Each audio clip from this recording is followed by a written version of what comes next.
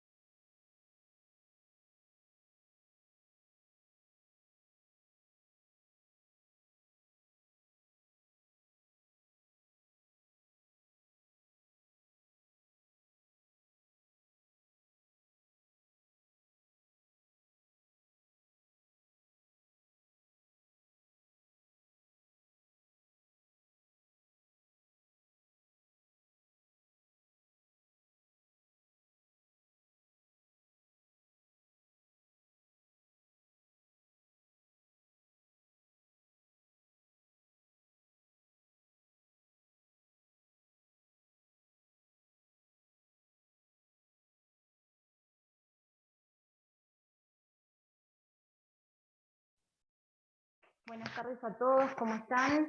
No sé si me escuchan bien ahí. Hola, buenas tardes, profe. ¿Cómo están? Muy bien. ¿Cómo estás? Todo bien, bueno, me alegro que todos se encuentren bien. Ahora en unos minutos ingresa la doctora Obligado, que va a estar a cargo de la clase de hoy, ¿sí? Mientras tanto, yo lo que voy a ir haciendo es voy a ir sacando fotos de las asistencias y después voy a ir pasando.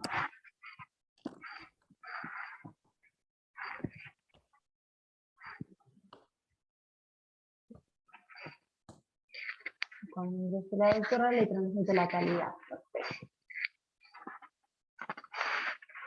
Les aviso por las dudas, si hay alguno que no está en el CIU Guaraní, que nos vaya informando, si yo voy a hacer un control de todos los que no estén, y después en su caso me comunico, pero que informen esto previamente, por si hay que realizar algún tipo de sesión antes de rendir el parcial.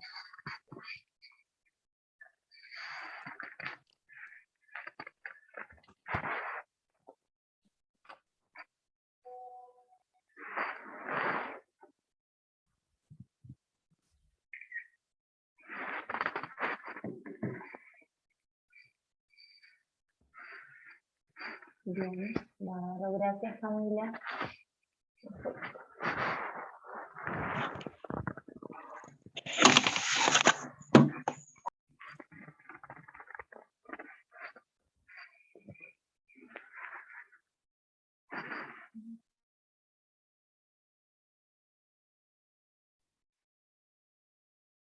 Buenas tardes a todos, ¿cómo les va? Buenas tardes, doctora. Agustina, ¿cómo les va? ¿Pudieron sacar la asistencia? Bien, ¿me escuchan bien? Sí, perfecto, doctora. Ahí pongo un poquito más fuerte, ahí está, perfecto. Bueno, gracias Agustina, sacamos la foto. Avisos parroquiales, la segunda clase sincrónica de la semana es el miércoles. Este miércoles Agustina va a estar dando sincrónica, 18:30 a 20, y el viernes hacemos virtual, con el material que se va a publicar respecto al tema que corresponda. Hoy vamos a terminar con la segunda parte de objeto, vamos a hablar causa e ingresamos a efecto de los contratos. Acá tenemos el material. Es bastante, así que por eso quiero hacer bastante comprimido y para tener el espacio de preguntas. Agustina, ¿algo más? No, doctora, nada más. Yo ya le transferí la calidad de anfitrión, cualquier cosa. Yo estoy disponible si hay algún inconveniente en compartir pantalla o lo que usted me indique, doctora. Bien. Perfecto, gracias Agustina. Quedás liberada entonces. Bienvenido a mis alumnos y comenzamos entonces con objeto de los contratos, la segunda parte, y ahí comparto y vamos a el power que se refiere a objeto de los contratos, porque nos quedó hablar de la división o la clasificación, que lo hace Mosè Iturraspe, y yo tomo esa clasificación, que es la de dividir objeto mediato del inmediato. Pero antes que eso, un breve repaso. Recuerden que el concepto que tomamos nosotros de objeto es un concepto integral. El objeto de los contratos es el contenido, un todo, una operación jurídica considerada en sí misma, referida al contenido del contrato, siempre de aspecto patrimonial. Ese proceso, ese todo, ese contenido está integrado por A, las obligaciones, B, las prestaciones o conductas de vida, las conductas de vida, hacer, no hacer o dar, y las cosas o los servicios. Estos A, B, C, D, estos cuatro componentes hacen al contenido. Pero también tenemos que dividir o clasificar en objeto inmediato. Lo primero que se ve del objeto es como si abriéramos una puerta y la primera, digamos, habitación que se ve en esa puerta abierta, la primera luz, la primera ventana, son las obligaciones. Por eso se dice que el objeto inmediato de los contratos son justamente las obligaciones. Ahí tienen las obligaciones de las partes como objeto inmediato. Y esta es la respuesta a cualquiera. Ejemplo, Gustavo, te hago una pregunta. ¿Cuál es el objeto inmediato de la compraventa? Las obligaciones. ¿Sí o no? ¿Estamos de acuerdo? Bien. Mabel, ¿cuáles son los objetos inmediatos de la locación? Todavía ni vimos locación. La respuesta es las obligaciones de las partes, ¿no? Pagar el precio, entregar el uso y goce de una cosa, recibir la cosa, mantenerla en buen estado. Lara, ¿cuál es el objeto inmediato de la cesión de derecho? Pero si todavía no estudié cesión de derecho. Las obligaciones. Entonces, ya sea contrato de fideicomiso, sea contrato de tarjeta de crédito, de leasing o de locación o compraventa, el objeto inmediato siempre son las obligaciones. Entonces ahí es como un eslogan, casi como que estoy vendiendo colchones. ¿Vieron que están vendiendo colchones a los pavotes? Que están todas las propagandas son colchones, todo lo que se vende son colchones. Bueno, estoy igual. El objeto inmediato de los contratos, cualquiera sea, son las obligaciones. Pero vamos a jugar un poquito, y ahí vamos a ver si entendieron el objeto en la otra clase, es el objeto inmediato de la compraventa, que es lo que siempre hacemos o generalmente, ¿no? Seamos chicos, seamos más grandes. El contrato que hemos celebrado históricamente es la compraventa. Tiago, decime, ¿cuál sería el objeto inmediato de la compraventa inmobiliaria? Lo que te salga. Las obligaciones, tanto de la parte... Tiago, te corto ahí. Si él terminara ahí, yo le diría, bárbaro, excelente, ya tenés un 2. Fíjense cómo avanza el alumno. Perfecto, contestó muy bien. Si la quiere completar, ya sabiendo que estudió compraventa, ¿cuáles serían esas obligaciones, Tiago? Las obligaciones de las partes. Bien, ¿cuáles? Y una de entregar el producto o la cosa, y la otra de entregar la suma de dinero o el acuerdo que haya dado con quien le da. Pagar el precio. Ahí está. Acuérdense de los elementos particulares esenciales. Pagar el precio, entregar la cosa. Acuérdense, pagar el precio, entregar la cosa. Nicolás, ¿cuál sería, si alquilaras un departamento, las obligaciones o los objetos inmediatos? Los objetos inmediatos de ese contrato de alquiler. Alquilás un auto, alquilás un smoking, alquilás un departamento. El hecho de preservar eso y que quede en el mismo estado en el que, de comprometerse a que quede en el mismo estado que se adquirió eso. Pensá esto. Pensá que alquilás una película, o alquilás un auto, o alquilás un smoking para una fiesta. ¿Cuál es el objeto inmediato? Inmediato, no me digas qué. ¿Cuál es el objeto? Lo que le enseñé recién, palabra clave. ¿Cuál es el objeto inmediato? Las obligaciones. Perfecto, listo, ahí terminás. Entonces, si yo te pregunto un poco más, vos me decís, en el contrato de alquiler de un auto, las obligaciones principalísimas, por eso dije obligaciones principalísimas, el objeto, ¿se acuerdan? Identificatorio de cada contrato, ¿se acuerdan cuál era? El elemento esencial identificatorio. ¿Cuáles serían esas obligaciones identificatorias del contrato de alquiler de tu auto o de tu smoking? La de preservar el estado. No, preservar es consecuencia. ¿Con qué intención contrataste vos el alquiler de ese traje? ¿Qué sería? Perdón, ¿el uso y goce de la cosa vendría a ser? Claro, las obligaciones de entregar el uso y goce, como dice Paula, para usarlo, vos lo alquilaste para usar, y la obligación del otro lado, ¿de qué? De pagar el precio por ese uso y goce. Entonces, volvemos al cuadrito entonces, y vemos que el objeto inmediato de los contratos son las obligaciones, las obligaciones. Y ahí está, fíjense, el objeto y la división. El objeto inmediato son las obligaciones, siempre. Ahí está la flecha, ¿lo ven? ¿Lo ven bien? Las obligaciones. El objeto es todo. Es la operación jurídica considerada, contenida por las obligaciones, las prestaciones, las conductas debidas de hacer, no hacer y dar, las cosas y servicios. Ahora, hay que partirlo a la mitad, porque hay un objeto inmediato. Lo que inmediatamente se ve son las obligaciones. Inmediatamente que compras el alfajor, inmediatamente que vas al kiosco y compras el alfajor, te nace una obligación a vos, consumidor, el que va a comprar el alfajor. ¿Cuál es? Inmediatamente que decís, ese terrabusi, choco torta, no sé, ese alfajor. ¿Qué nace inmediatamente de la elección o de la petición de la oferta al vendedor? Inmediatamente tenés una obligación, ¿cuál es? Pago el precio por la cosa. Claro, pagar el precio, exactamente, Paula, pagar el precio. Entonces, fíjense el cuadro, apréndanlo de memoria, acá está. El objeto es un todo, obligaciones, prestaciones, que son el objeto de las obligaciones, las conductas debidas, las cosas y los servicios. El objeto inmediato son siempre las obligaciones y el mediato es todo lo demás, la conducta, la cosa, el precio. Ahí está. Cuando yo digo, ¿Cuál es el objeto de la compraventa de un alfajor? El objeto inmediato, las obligaciones de pagar el precio por el alfajor y de entregarme el kiosquero el alfajor. ¿Cuál es el objeto mediato? El alfajor, la plata. Profe. Sí, mi amor. Ahí entraría en el inmediato lo que yo estaba diciendo con lo que me confundía anteriormente. Básicamente, el hecho de que el hecho de preservar. El preservar estaría, al contrario, está muy bien, están en las obligaciones, porque lo que yo te preguntaba, para hacerlo más sencillo, es ¿qué obligaciones principales? Pagar el precio y el uso y goce, pero todas las que dijo Nicolás, preservar la cosa, hasta tanto reintegrarlas, que esté en buen estado, que el locador la conserve también en buen estado para vos, locatario, también son obligaciones. No las quería exigir porque todavía no saben locación, pero también entra dentro de obligaciones. Y ustedes lo van a estudiar cuando estudiemos, escuchen bien, pero va en la segunda parte, las obligaciones de cada contrato, obligaciones del comprador y del vendedor, obligaciones del locador y el locatario, obligaciones del cedente y del cesionario, del donante y donatario. Esas obligaciones, me estoy refiriendo a qué tipo de objeto inmediato.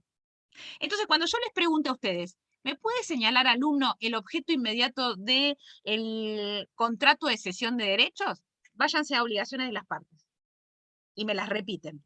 Ya en la segunda parte ustedes van a tener estudiado el contrato de cesión de derechos. En la primera parte la pregunta va a ser, ¿qué se entiende por objeto inmediato? ¿Y ustedes qué me van a decir? Las obligaciones. ¿Tiene algún ejemplo, alumno? Y sí, por ejemplo, en la compraventa, la obligación de entregar el alfajor y de pagar el precio. Puede ser que en el ejemplo solamente nos quedemos en lo que sabemos, ¿sí? Cuando Nicolás me conteste la obligación de conservar la cosa, de restituirla en tiempo y forma, no le voy a decir que está mal, pero es como que me está diciendo más, todavía no estudiamos el contrato, pero está bien, son obligaciones, son obligaciones. Lo que pasa es que las principalísimas que yo preguntaba yo quería escuchar, el docente vieron que hace una pregunta y quiere que le responda lo que uno tiene pergeniado que va a ser la respuesta, pero Nicolás tiene eso y no se la puedo dar por inválida, no se la puedo dar por falsa, le tengo que decir, es correcta, pero faltan las principalísimas. Entregar la cosa, pagar el precio. Este cuadro, entonces, objeto inmediato, siempre las obligaciones, y objeto mediato, las conductas y la cosa. Ejemplo, sigamos con la compraventa del alfajor. A ver, Lara, no sé si te animás a contestarme. En la compraventa de un alfajor, donde vos sos la compradora y yo soy la vendedora, soy el kiosco que te vende el alfajor, ¿cuál sería el objeto inmediato? Ya lo dijimos. Obligación de Alejandra de entregarte el alfajor, obligación de Lara de pagarme el precio. ¿Cuál sería el objeto mediato? Escribímelo.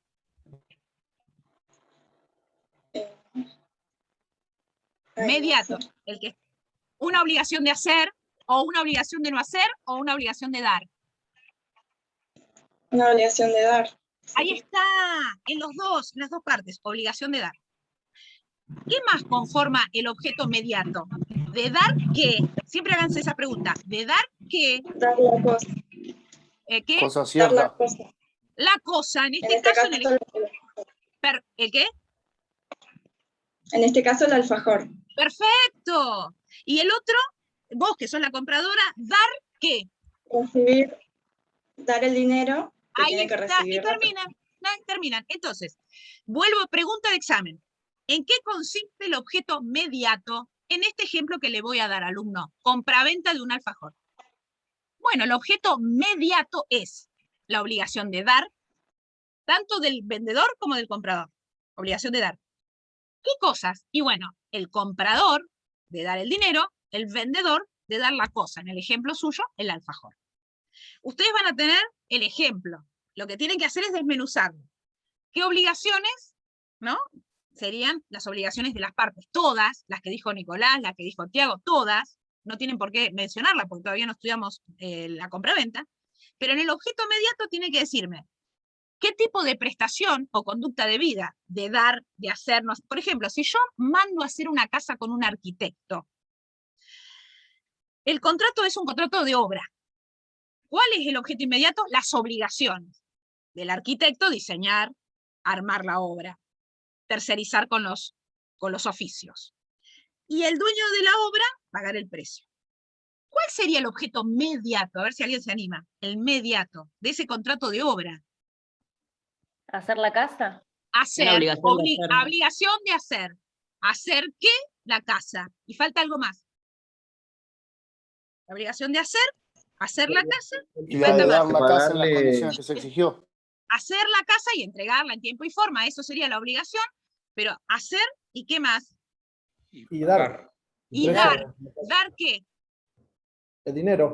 El precio por parte del dueño, lo que se llama el precio por la obra, el precio de la obra, la mano de obra. ¿Se dan cuenta que son, acá, a diferencia de la compraventa, donde los dos, vendedor y comprador, asumen obligaciones de dar el alfajor, dar el precio? En el contrato de obra, se hace la obra, y por el otro lado, el que la recibe, el dueño, por esa obra, da dinero. Por lo tanto, el objeto inmediato difiere en el empresario, o el que hace la obra, y el adquirente de esa obra. ¿Se entiende? Tenemos que hacer ese ejercicio. Les voy a dar un ejemplo y me tienen que decir cuál es el objeto inmediato y el mediato en cada situación. ¿Quedó claro? ¿Alguna pregunta? Seguimos. Ahora, ahí están los requisitos, perfecto. Ahora vamos a ver, bueno, esto es lo que vimos, objeto indebido, recuerdan ustedes, la herencia futura, era lo único que me faltaba, el pacto de herencia, me gusta ese tema para darlo, ¿se acuerdan? El pacto de herencia futura, 1010, este primer párrafo, lo tienen que ver, un buen tema para darlo. Solamente se puede hablar de herencia futura en esto, cuando hay una explotación productiva o societaria de tipo familiar, y el presidente de la empresa dice, si yo no estoy, quiero que quede la presidencia en manos de mi hijo mayor, de mi cónyuge supérstite, si es que queda supérstite, porque por ahí los dos fallecen. Bueno, ese tipo de acuerdos puede ser entendida como herencia futura, pero no, solo referida a participaciones o explotaciones productivas familiares, las famosas sociedades familiares. Por eso le puse como ejemplo acá Cabrales, o la empresa de Ricardo Ford en la chocolatera, es decir, esas empresas familiares, bueno, hay muchas, está Adidas, está, que nacieron como empresas familiares, Nike, son todas empresas familiares que sus propios directorios organizaron cómo seguir con la empresa para que no se muera con su fundador. Miren todo lo que duró estas empresas, ¿no? Vamos ahora a causa.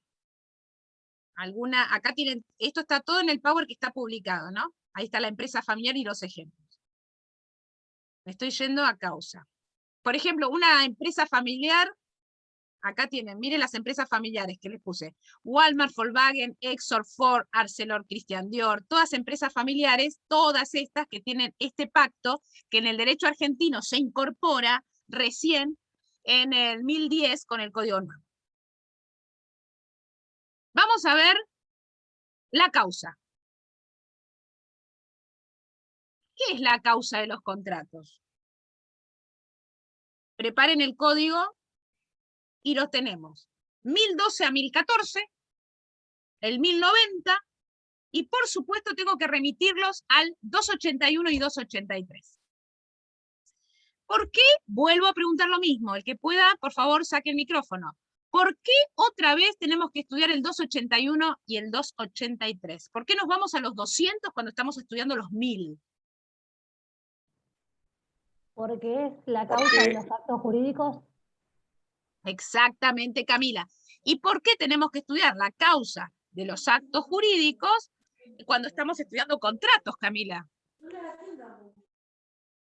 Porque justamente el contrato es un acto jurídico. Ahí está. Esa es la respuesta de examen. Parece una tontería, parece un sinalagma, pero lo tienen que contestar de esa manera. ¿Por qué yo quiero ir al 281? ¿Quién tiene código papel para poder ayudarme a leer? Empezamos con el 281. Dígame quién tiene código papel. Yo tengo el código papel, profe. Vamos, Mabel, 281. Lo leemos en voz alta y empezamos con, antes de leerlo, Mabel, voy a dar un pequeño concepto. ¿Cuáles eran los 3 elementos esenciales? Pregunta de examen. 3. Consentimiento, ¿qué quiere decir? oferta más aceptación, la tercera voluntad, el consentir, elemento esencial de los contratos, cuyo pilar es la autonomía de la voluntad. 2. Objeto de los contratos, Objeto. la operación jurídica considerada en sí mismo de contenido patrimonial, contenida por las obligaciones, las prestaciones, las conductas debidas, las cosas y los servicios. 3. La causa. ¿Qué tipo de causa? ¿La causa fuente o la causa fin? La causa No, fin. es la causa fin. Porque cuando hablamos de causa fuente, estamos hablando que el contrato es causa fuente. ¿Causa fuente de qué? De obligaciones. De la De obligación. obligaciones. Por eso, Gustavo, nunca confundan causa fuente y causa fin, porque si me dicen que los contratos contienen causa fuente, es un error, porque el contrato en sí mismo es causa fuente. ¿Fuente de qué? De obligaciones. Sería una regla mnemotécnica. Vamos a la causa fin. La finalidad buscada. Quiero comprar una casa más grande porque tengo la posibilidad de crecer, de invertir, o porque tengo más hijos y necesito una casa más grande o una familia más grande. Tiene una motivación. Compro el alfajor porque tengo ganas, tengo hambre, es mi media tarde, lo que fuera. Como verán, el alfajor es para mí lo máximo. Pues tengo 54, pero la adolescencia eterna. Para mí la comida más rica, el snack más rico es el alfajor, que la nutricionista me lo sacó hace 20 años que no debo comer alfajores, pero no le hago caso. Por lo tanto, la causa siempre es la finalidad en los contratos. Vamos a leer con Mabel el 281. Gustavo, Piti, ¿tenés el 282 a mano en papel? Listo. Cami, ¿tenés el 283 en papel? Bien, vamos con Mabel. Bueno, artículo 281, causa. La causa es el fin inmediato autorizado por el ordenamiento jurídico que ha sido determinante de la voluntad. También integran la causa los motivos exteriorizados cuando sean lícitos y hayan sido incorporados al acto en forma expresa o tácitamente si son esenciales para ambas partes. Bien, 282, Piti. ¿Se escucha ahí? Sí. Perfecto. Presunción de causa. Aunque la causa no esté expresada en el acto, se presume que exista mientras no se pruebe lo contrario. El acto es válido porque aunque la causa expresada sea falsa, si se funda en otra causa verdadera. Perfecto. Cami. El 283. Sí. Acto abstracto. La inexistencia, falsedad o ilicitud de la causa no son discutibles en el acto abstracto, mientras no se haya cumplido, excepto que la ley lo autorice. Perfecto.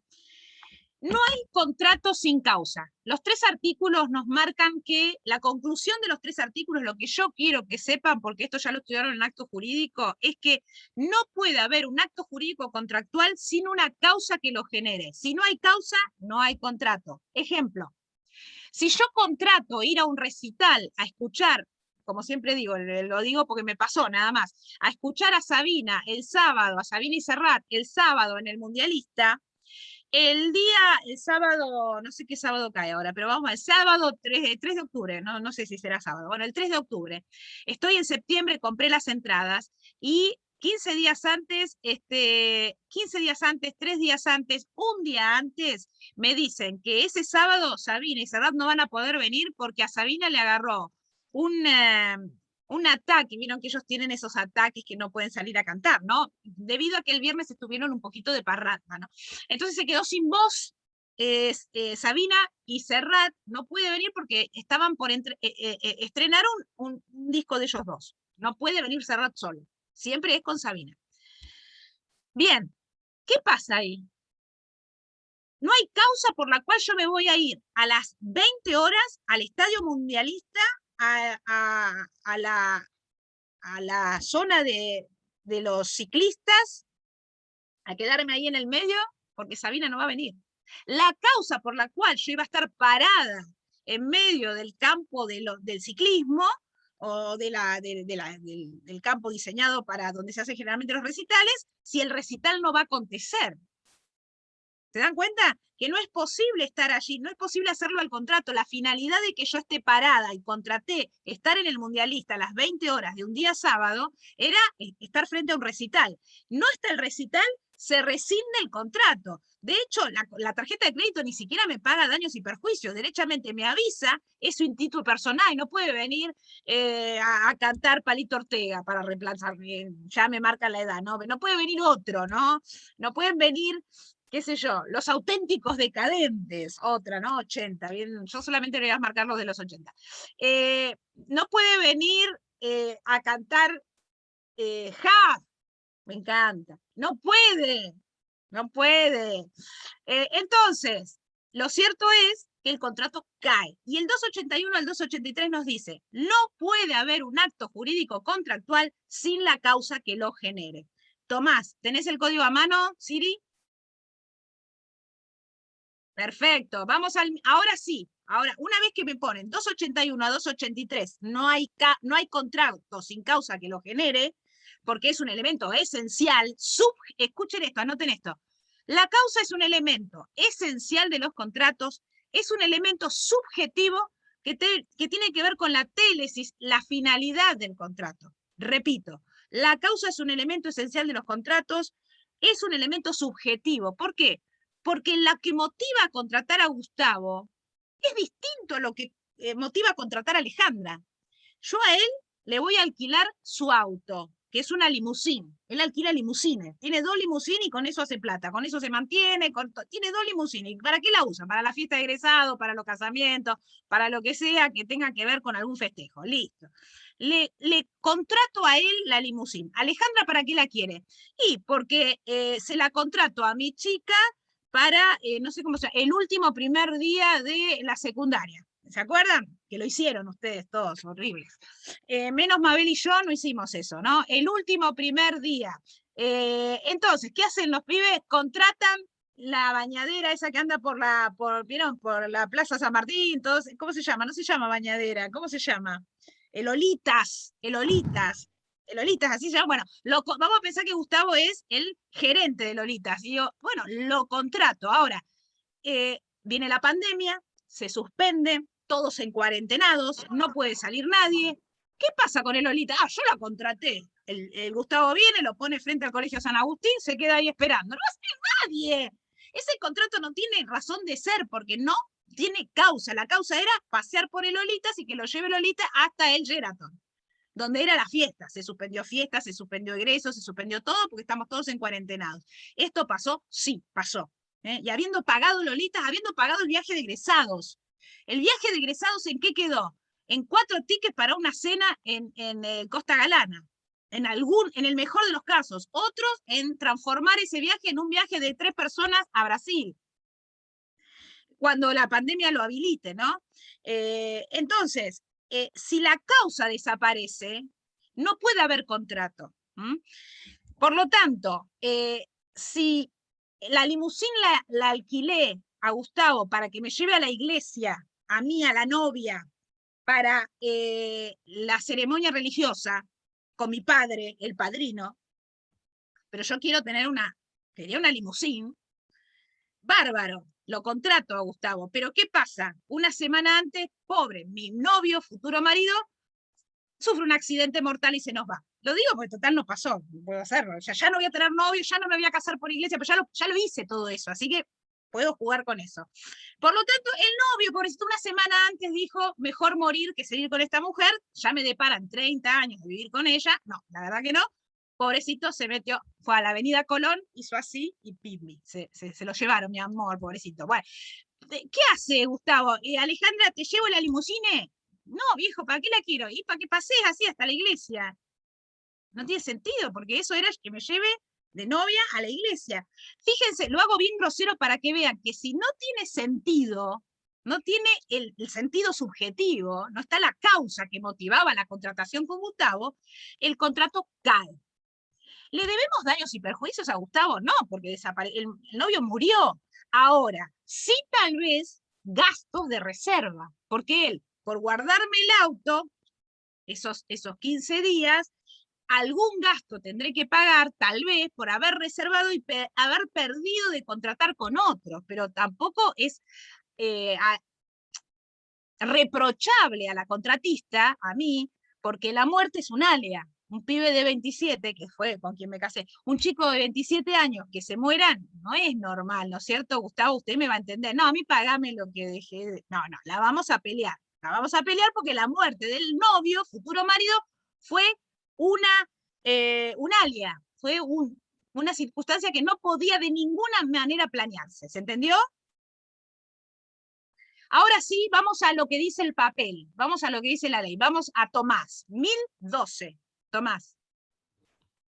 Artículo 1012. Disposiciones generales. Se aplican a la causa de los contratos las disposiciones de la sección 2, capítulo 5, artículo 4, libro primero de este código. Ahí está, ¿lo ven en la flecha? Acá lo tienen. El 1012 simplemente es una norma de reenvío que nos reenvía a leer el 281, 82, 83 que leyó Mabel, que significa no hay contrato sin causa que la genere. Seguimos con el 1013. Gustavo. Necesidad. La causa debe existir en la formación del contrato y durante su celebración, y subsistir durante su ejecución.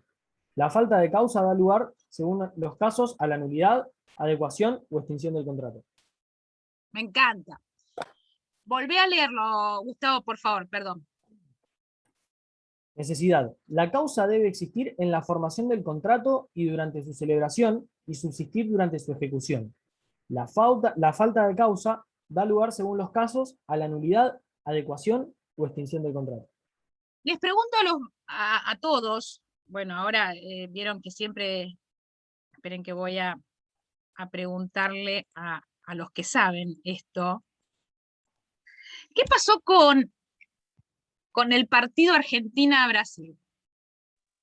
¿Qué pasó con las entradas de los argentinos? Vamos a pensar, derechamente no lo conozco al tema, pero lo tiro para ver si lo pueden analizar y ver. Voy a pagar, porque la causa debe estar presente en la celebración y durante toda la ejecución del contrato. Vamos a pensar que compré una entrada para un espectáculo, ¿no? Deportivo. Y nada más ni nada menos que, no me acuerdo si fue, claro, fue en Brasil. Fue en Brasil. No, seguramente habían espectadores, de hecho era con espectadores. Vamos a imaginar que, no imaginemos tanto porque pasó, se suspendió el partido, recordarán. ¿Recuerdan? Bueno, se suspende por una cuestión que tenía que ver con políticas de sanidad, ¿no? Porque no se cumplió con las debidas reglas de sanidad a los que estaban allí, alguna cuestión de protocolo no se estaba cumpliendo. Por lo tanto, yo compré una entrada en el espectáculo y la causa debe estar desde el principio hasta el final. ¿Ustedes creen que se fueron sin reclamar? ¿Las entradas se devolvieron? ¿Qué les parece a ustedes? Camila está levantando la mano. Ah, me pareció que levantabas la mano, perdón. No. Cami, ¿qué te parece? Calculo que se tendrían que haber restituido el valor. Exactamente, restituir el valor de las entradas. Pasan en muchos espectáculos donde los artistas, generalmente los artistas que no pueden cumplir con el espectáculo, bueno, se devolverán las entradas. O en el teatro, cuando de repente no hay luz o pasó algo en la función, por ahí en ese mismo momento anuncian, se devolverán las entradas por Ticketed a la tarjeta de crédito. Obviamente que ahí se dan ustedes cuenta que la causa por la cual estoy sentado en el Gran Rex es ver a la obra de teatro que fui a disfrutar. No dándose esa obra de teatro, obviamente me tienen que devolver la entrada. Dicho esto, podemos ir perfilando que el tema de la causa es elemento esencial. Elemento esencial. Ya vimos el 1012, que es norma de reenvío, ahora vamos a ver la necesidad permanente, por eso ven, celebración, pregunta de examen. La permanencia de la causa en la celebración, en el contrato, la permanencia de la causa en el contrato, la necesidad de permanencia, celebración, subsistir durante la ejecución. La falta hasta da lugar a la nulidad, a la adecuación, si es una causa salvable, por ejemplo. Bueno, no va a venir Serrat no va a venir Sabina porque tiene un problema de salud, pero viene Serrat. Serrat va a cumplir, va a cantar. No todas las canciones que pensaban con Sabina, pero va a venir. Listo, me quedo ahí esperándolo, viene Serrat y canta. Adecuamos el contrato, ¿lo aceptamos? Sí. Vamos con él, no sé a quién le dije, Mabel, causa Profe. ilícita. Sí, ¿quién me habla? Por ejemplo, yo, Estefanía, en el ejemplo que había dado del recital, Sí. usted dijo que la causa debe sustituir todo el contrato. Sí. Ponerle que suspenda la mitad del concierto, que diga, bueno, no canto más. Sí. ¿Qué pasa? O sea, la causa ya no está más. Para mí reclamo el total porque no puedo partirlo. ¿Cuánto dio? ¿3/4? ¿Medio? ¿Un quinto? Bueno, sí, a la última canción se desmayó, o Sergio Denis se cayó, pobrecito, y bueno, ahí el tema es un alia también, ¿no? Pero debieran devolverle toda la entrada. Es una cuestión de arreglo con la empresa. No tenés una sola respuesta ahí. ¿Quién me preguntaba, Florencia? Yo, Estefanía. Estefanía, ¿te das cuenta, Estefi? Que podemos, para mí hay que devolver toda porque el espectáculo es un todo, no es un cuarto, ni medio, tiene que ser todo el espectáculo. Si en el medio se frustra por una cuestión de electricidad o lo que fuera, o de un problema de los artistas, y bueno, derechamente hay que devolver la entrada. Se podría reclamar la devolución de toda la entrada. ¿Se contestó? Sí, sí. Perfecto. Vamos, Mabel, o ya que estás ahí, perdón, Mabel que ya leyó, vamos a Claudio. Claudio Martín, ¿te animás? ¿Tenés el código papel? Perfecto, vamos al último artículo, 1014. Bueno, 1014, causa ilícita. El contrato es nulo cuando a. Su causa es contraria a la moral, al orden público o a las buenas costumbres. B. Ambas partes lo han concluido por un motivo ilícito o inmoral común. Si solo uno de ellas ha obrado por un motivo ilícito o inmoral, no tiene derecho a invocar el contrato frente a la otra, pero ésta puede reclamar lo que ha dado, sin obligación de cumplir lo que ha ofrecido. Bien. Fíjense, ahí está, ¿no? Claudio. Bien, sí. Ahí tienen entonces el 1014, al igual que la idoneidad del objeto, nos marca cuáles son las causas ilícitas, las que no pueden estar en el objeto, son causas que van contra la moral, el orden público. Vamos a ver, si yo alquilo un departamento a Gustavo, y Gustavo me lo da por 3 años, ahora estamos a 2 años, a 3 años, ¿no? Mínimo, plazo mínimo. Es un departamento, está vacío, él es el dueño, yo pago el canon locativo. Hasta ahí tengo consentimiento, objeto. El tema de la causa es que allí funcione un lugar donde voy a hacer trabajar a personas indocumentadas cosiendo prendas. La finalidad que busco es la trata económica de personas. El contrato es válido, tiene consentimiento entre Gustavo y Alejandra, pero la causa solo la conoce Alejandra, que es nula por estar contra la normativa, los derechos humanos, lo que sea, porque es la explotación humana en el departamento de Gustavo. Gustavo no sabe eso. Por eso, fíjense que en este caso, si solo una de ellas ha obrado por motivo ilícito, ahora, si Gustavo lo sabe, él también puede ser acusado por la inexistencia del contrato, inclusive puede ser demandado ya por otra jurisdicción, que es la penal, por ser cómplice en la trata de personas. Porque a lo mejor el departamento es de él cobra un canon locativo y además se beneficia de algún porcentaje de eso que se produce, esas camperas o lo que fuera. Y vamos a pensar que es producción económica, también puede ser producción humana, en el sentido de la trata de personas en el tráfico sexual. Eso también, contrata un departamento, es una trata de persona en el tráfico sexual, pero no lo conoce Gustavo, pero los vecinos le dicen, che, acá es terrible como el departamento está cerrado hasta las 12 de la noche, a partir de las 12 de la noche y hasta las 7 de la mañana entran y sale gente. Es un peligro, le dicen a Gustavo. Pero era mi profesora de contrato, la verdad que la tipa me da garantía, fíjate, vos me paga el día, el padre la garantía, tiene el estudio jurídico, inclusive me dio su recibo de sueldo, trabaja para el Poder Judicial. Pero a la noche pasan cosas raras, yo te diría que te vengas y lo pispes, digamos, o la llames a la locataria. Y ahí es donde con medios de prueba, eso es buenísimo para que él quede fuera del lugar del compromiso y de la segunda parte del artículo, o de la última parte, que ambos son cómplices de esa ilicitud en la causa. Ahí se dan, es contra la moral, contra las buenas costumbres, contra los derechos humanos, fíjense hasta dónde puede ir, y esa mancha en la causa, ¿qué provoca, alumnos? ¿Qué provoca? La nulidad del contrato, como si nunca hubiera servido. Y la nulidad absoluta. No es posible salvarla. No, Gustavo, déjame, por favor, yo voy a hacerlas trabajar a las chicas de 7 de la mañana a 2 de la tarde para que nadie se enoje. No, no es el horario, sino la finalidad buscada por Alejandra en esa contratación. ¿Se entiende? La finalidad contra la moral y las buenas costumbres. Y la pregunta de examen es, ¿qué produce eso? Y obviamente la nulidad del contrato. Con esto, ahí van a darse cuenta que objeto y causa tienen casi las mismas características. Recuerden idoneidad del objeto, que es un presupuesto, no un elemento, un presupuesto. ¿Qué quería decir idoneidad? Un objeto lícito, posible jurídica y físicamente, no contrario a la moral y las buenas costumbres y de contenido patrimonial. Esto es el presupuesto. ¿Se entendió causa? ¿Se entendió objeto? Inmediato.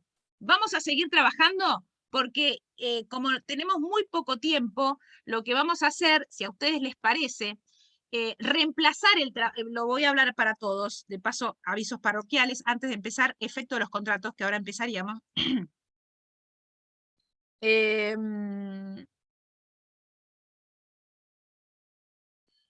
Lo que vamos a hacer es la semana de, el examen es el 4 de octubre, ¿no? Recuérdenme. Bien. En la semana última de septiembre, anoten, igual lo vamos a publicar con Agustina, el día lunes 27,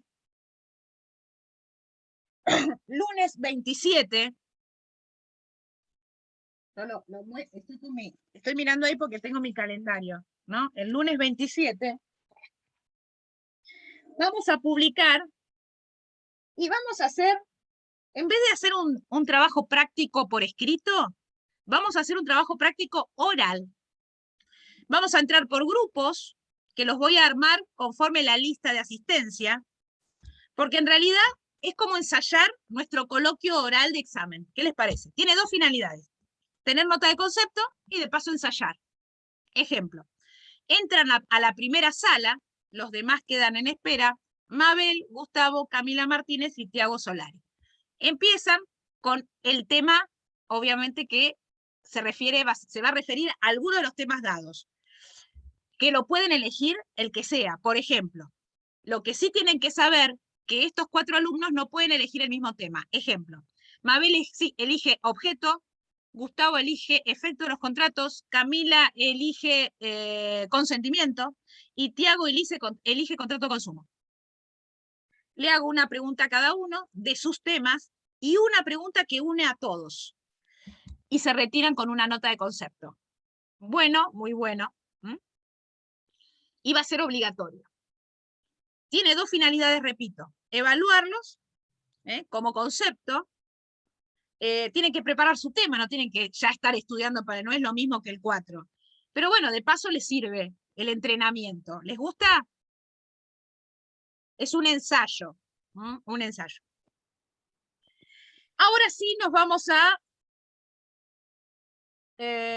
esperen un poquito. Vamos a...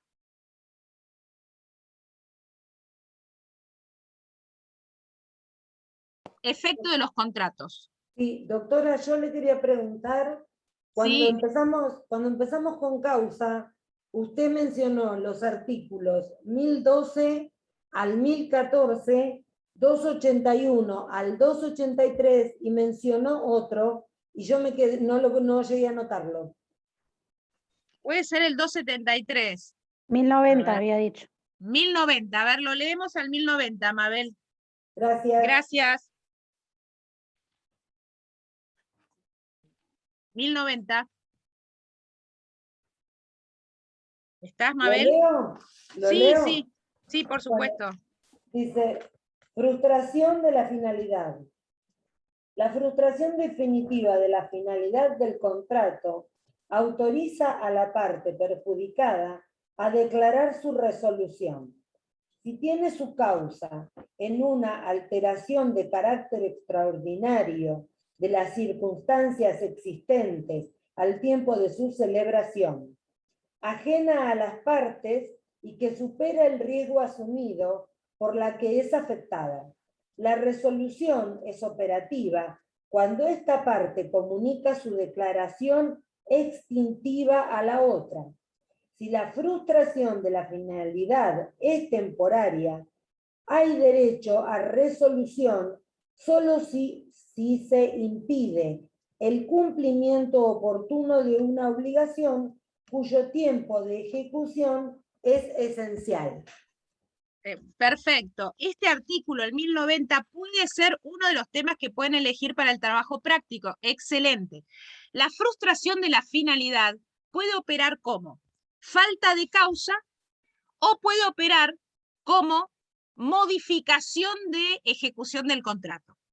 La frustración de la finalidad, cuando es temporal, puede ser una readecuación del contrato. Ahora, cuando la frustración es definitiva, es una nulidad contractual. Ejemplo, si Sabina muriera, es imposible reacomodar otra fecha, ese sábado u otro. Por tanto, la frustración de la finalidad es definitiva.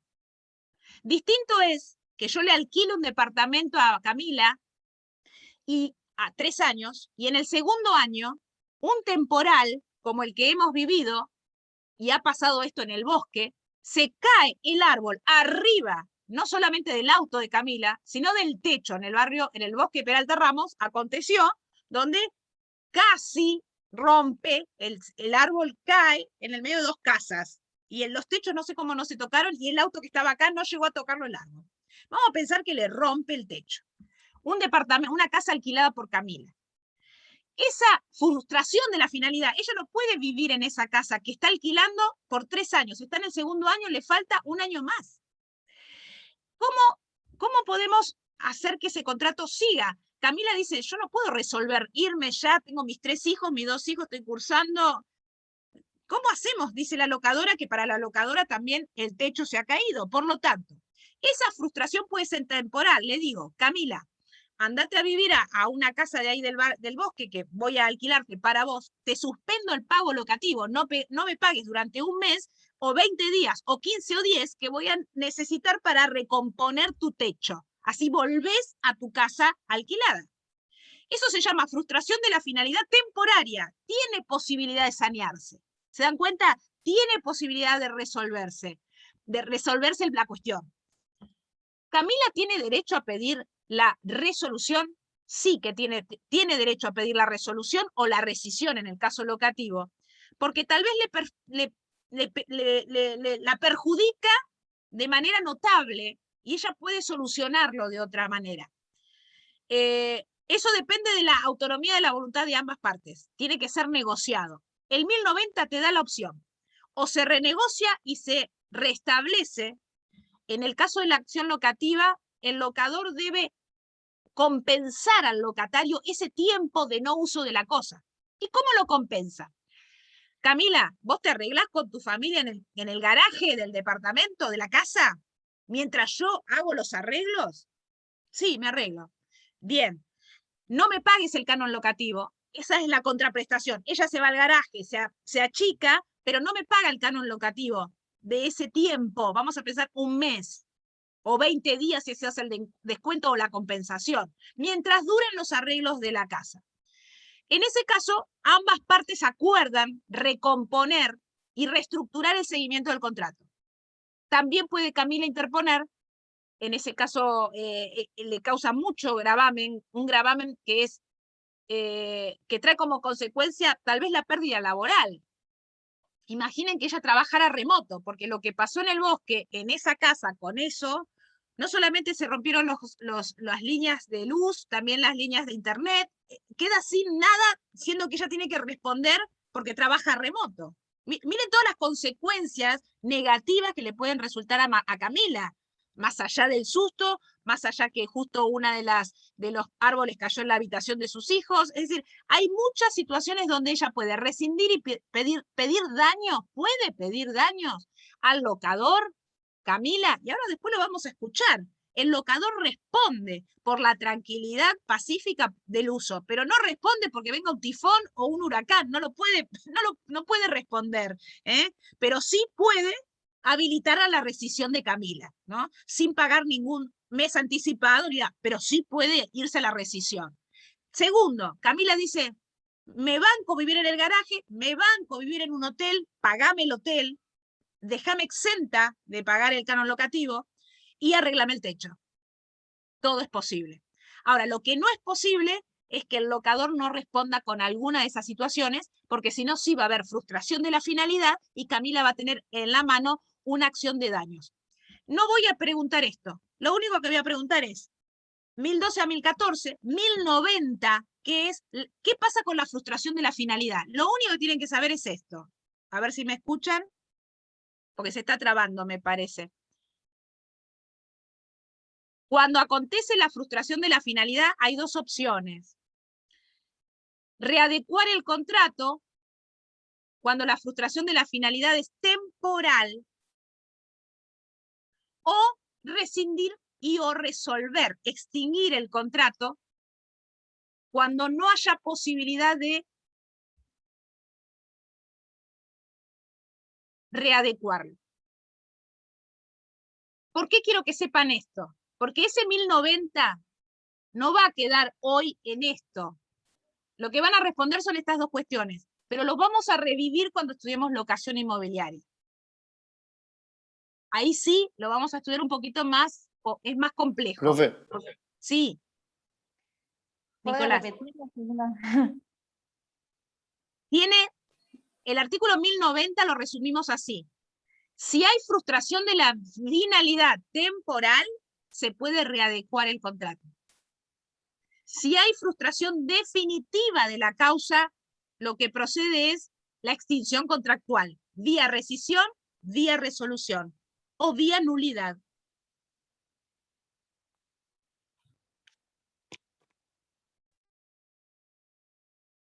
¿Se entendió?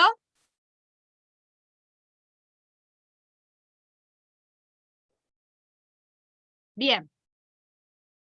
Vamos a ver efecto de los contratos. Artículos. Esta clase también está grabada, no lo paso ahora porque está como PDF, pero también lo vamos a publicar en el día de la fecha para que tengan el soporte. Pero vamos al código. Para hablar de efecto de los contratos, yo tenía preparado el código también.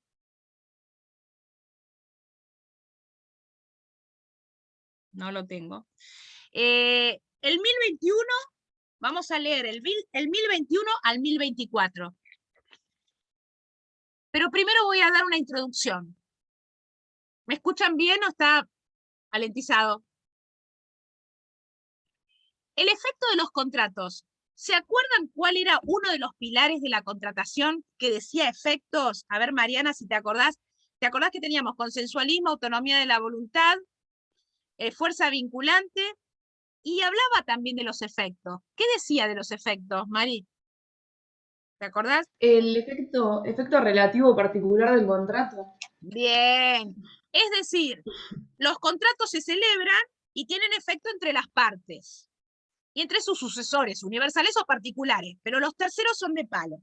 A partir del artículo 1021, que es la regla general, Gustavo, léemelo, por favor, el 1021, Piti, léeme el 1021, Regla donde general. habla de la regla general, el principio general en materia de efecto de los contratos. Esperamos un segundo, Gustavo.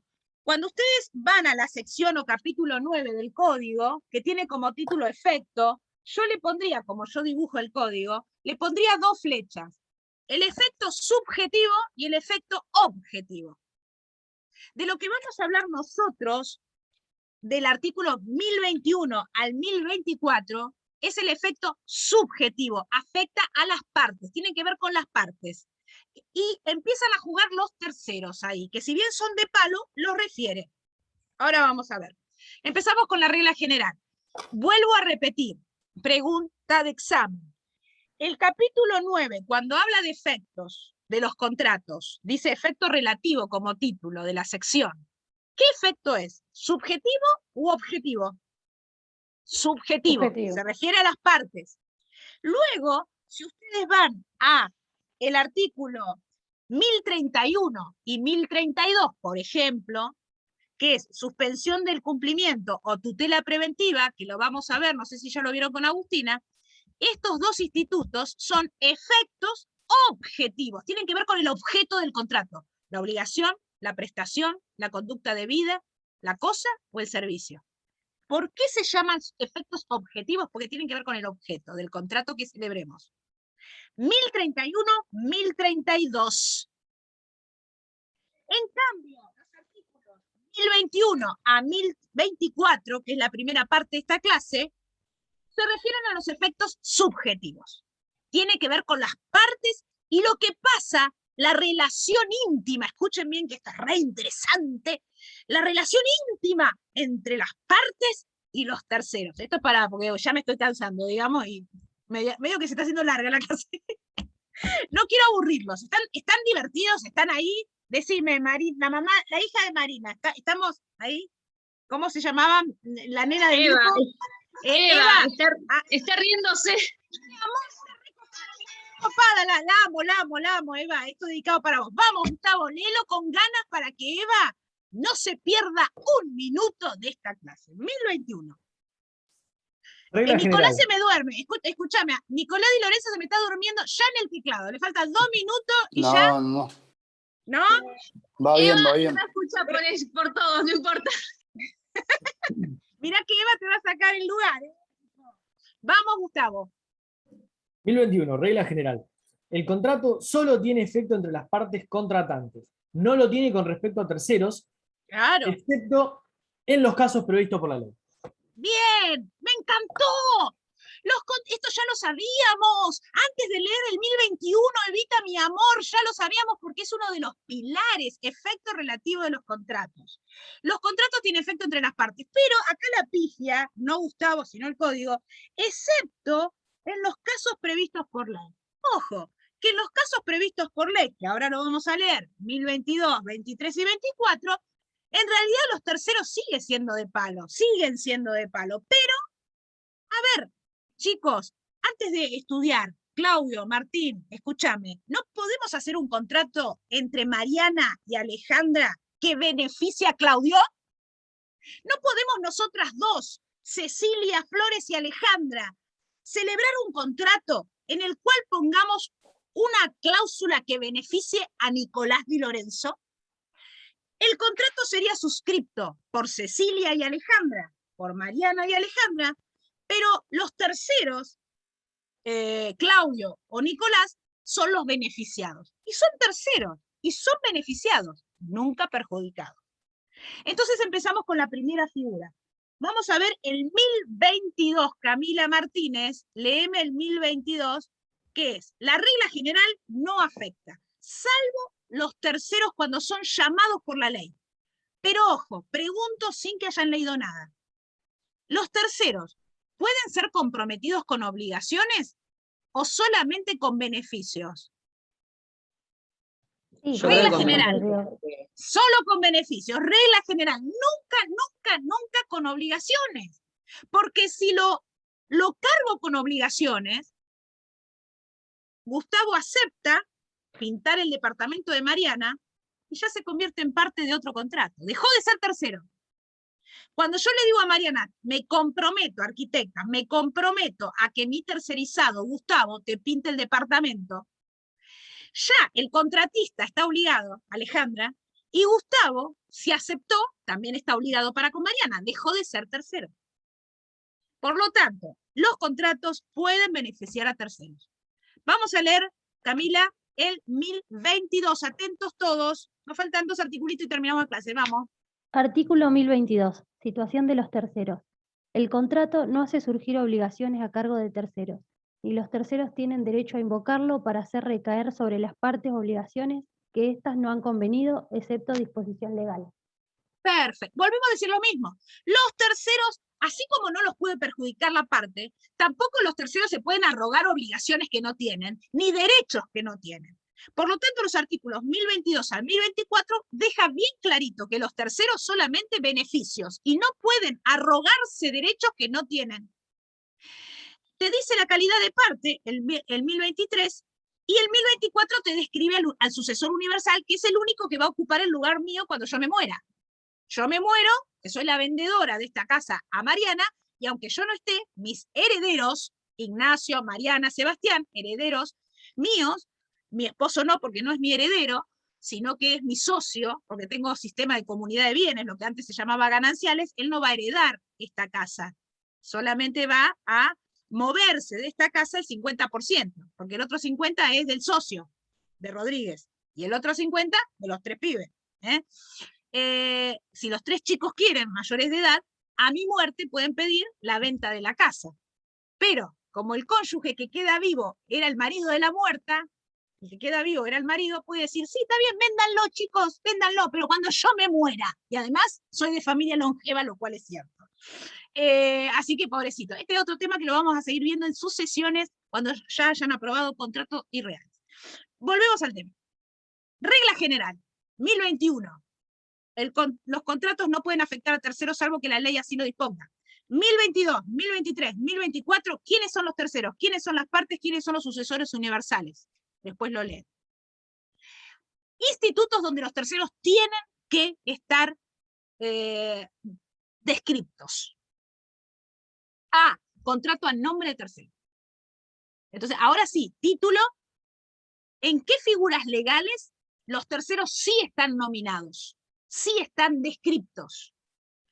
Contratos a nombre de tercero. ¿Puedo contratar pregunta de examen general, ¿puedo? A ver quién levanta la mano. ¿Puedo contratar a nombre de terceros, queridos alumnos? No me respondan a lo loco. Piensen un segundo. No se guíen por el código. Primero hagan la lógica. ¿Puedo contratar a nombre de tercero? Piensen quién sería tercero. Yo soy tercera respecto a ustedes. Vamos a ver. ¿Pueden contratar a nombre de tercero? En caso de un poder, sí. Sí, sí, sí. ¿Quién dijo en caso de un poder? ¿Quién dijo en caso de un poder? Bien, Gustavo. Claro, pero ya cuando hay un poder ya no hay tercero.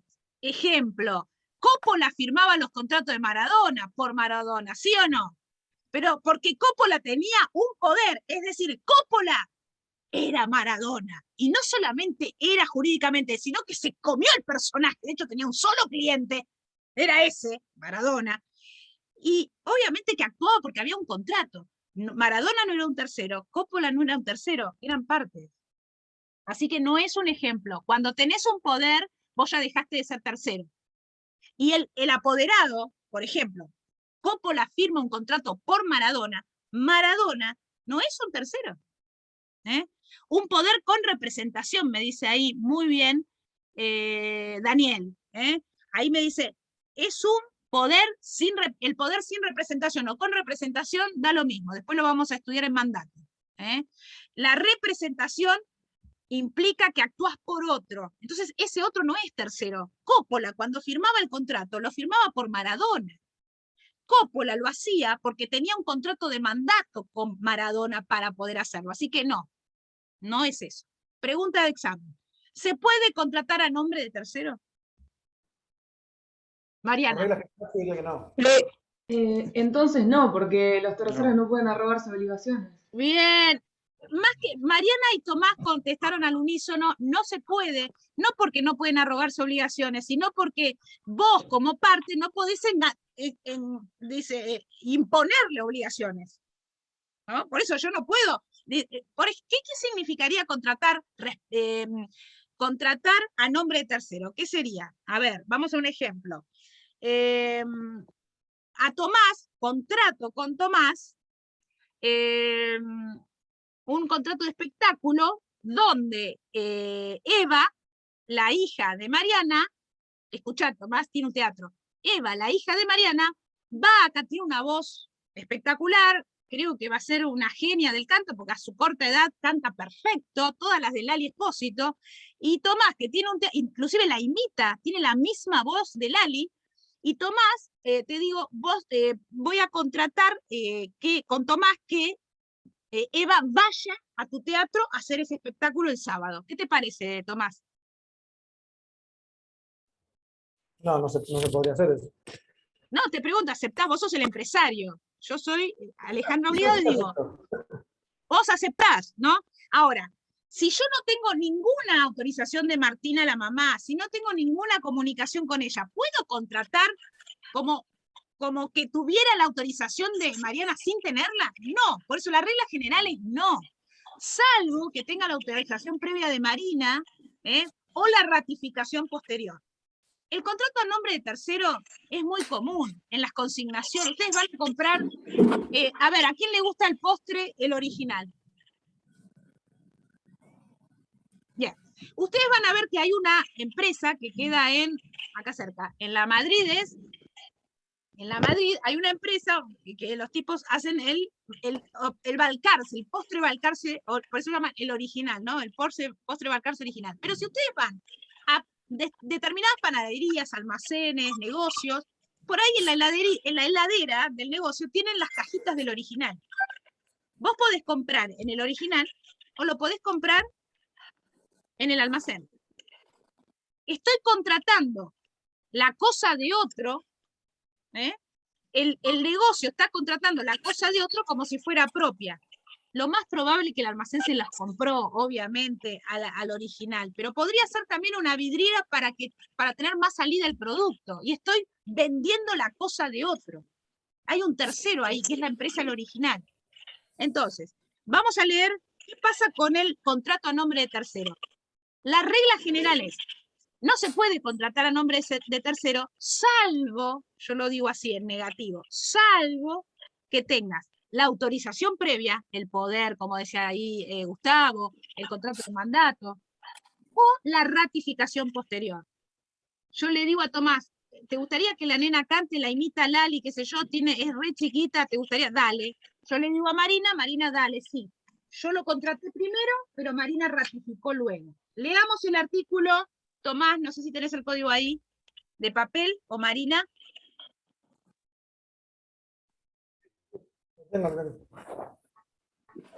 Tomás, ¿lo tenés? Dale. 1025. Contratación a nombre de tercero. Quien contrata a nombre de un tercero solo le obliga si ejerce su representación. A falta de representación suficiente, el contrato es ineficaz. La ratificación expresa o tácita del tercero suple la falta de representación. La ejecución implica ratificación tácita. Si la nena de Marina va a tu teatro y la hace cantar, ella no aceptó ni nada, fue la nena en el horario indicado y empezó a cantar. Aceptación tácita del tercero que asume esta cuestión. Vamos a explicar el 1025 entonces. Contrato a nombre de tercero no es posible salvo autorización previa, representación o ratificación posterior. Ahora voy a parar acá, aunque sea, total, nos queda un poquito de tiempo. ¿Qué es representación? ¿Qué es la representación? Cuando actúa en nombre de alguien. Perdón, ¿qué es el poder? Acá Estefanía me dice, la representación es cuando se actúa a nombre de alguien. Exactamente eso. La palabra clave es actuar. La representación es una actuación, una investidura de actuar por otro. Siempre lo llevo al teatro yo, como cuando se representa una obra de teatro. Obviamente que no es Otelo, no es Romeo y Julieta los que están ahí. Están representando a otros. La representación jurídica es cuando se actúa a nombre y a cuenta de otro. ¿Qué significa actuar a nombre? Ya lo dijo Estefanía, ¿no? Actuar por otro. Pero ¿qué significa literalmente, jurídicamente, actuar a nombre de otro y a cuenta de otro? Sí o sí lo tienen que saber en esta parte y lo tenemos que sumar luego cuando estudiemos mandato. Que los efectos de tus actuaciones van a ir para la otra persona, no para vos.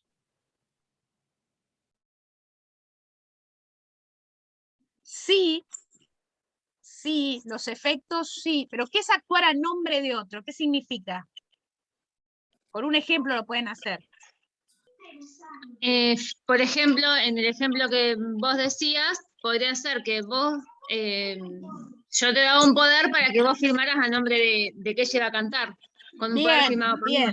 Ahí se le une lo que dice, los efectos y las obligaciones surgidas de la representación van a recaer sobre el representado. Excelente, bien Daniel. Completando lo que decía Estefanía, perfecto. Actuar a nombre de otro es usar el nombre de otro, y en razón de ello, todos los actos jurídicos que haga en nombre de ese otro, los efectos y las obligaciones están en cabeza del representado. Perfecto. Representa, por ahí me escribieron, la voluntad del otro. Perfecto, me gusta también. El representante actúa en nombre de otro, utilizando el nombre de otro, en la celebración de actos jurídicos que el otro deberá cumplir o beneficiarse. ¿Qué significa actuar a cuenta de otro?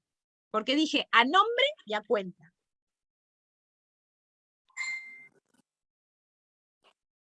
A ver. ¿Tendría que ver con el patrimonio? Sí, ¿quién lo dijo? ¿Quién lo dijo? Yo. Nico. ¿Nico? Bien. Sí, sí, profe. Exactamente es eso. Actuar a cuenta de otro es, yo actúo en nombre de Susana Jiménez, en los contratos que soy su representante, pero también a cuenta de Susana Jiménez. Todo lo que gana en este contrato lo va a ganar Susana, no yo. Todo lo que paga Susana comprando estas tierras en la Patagonia, yo celebro el contrato de compraventa de esas tierras a nombre de Susana Jiménez, pero quien va a desembolsar el dinero, el patrimonio afectado es el de Susana Jiménez. ¿Se entiende? A nombre y a cuenta. Cuando digo a cuenta, la técnica jurídica significa actuar comprometiendo el patrimonio ajeno. ¿Cuándo puedo actuar comprometiendo el patrimonio ajeno? Pregunta de examen. ¿Cuándo puedo actuar como sujeto de derecho comprometiendo el patrimonio ajeno? Si tengo la autorización de la otra persona, si tengo un Cuando hay poder. un poder. Si tengo la autorización, si tengo el poder. Pregunta que sí. ¿Qué es el poder en materia contractual? ¿Qué es un poder? Es la autorización que nos da ese tercero para que nosotros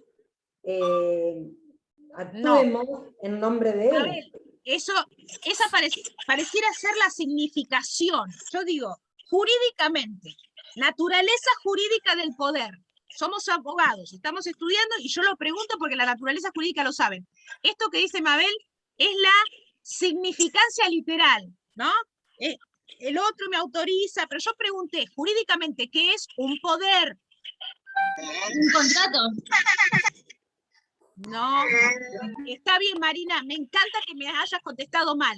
Dividan, no sé si era Marina, dividan poder de contrato. El poder no es un contrato. ¿Es la autorización legal del representado? ¿Qué es el poder? Naturaleza jurídica. ¿Y consentimiento? No. Actuar en nombre de ¿Un otro, instrumento, ¿no? doctora? No. ¿Quién lo dijo? ¿Qué cosa? ¿Quién dijo? Es un instrumento, doctora, me dijeron por ahí. Gustavo.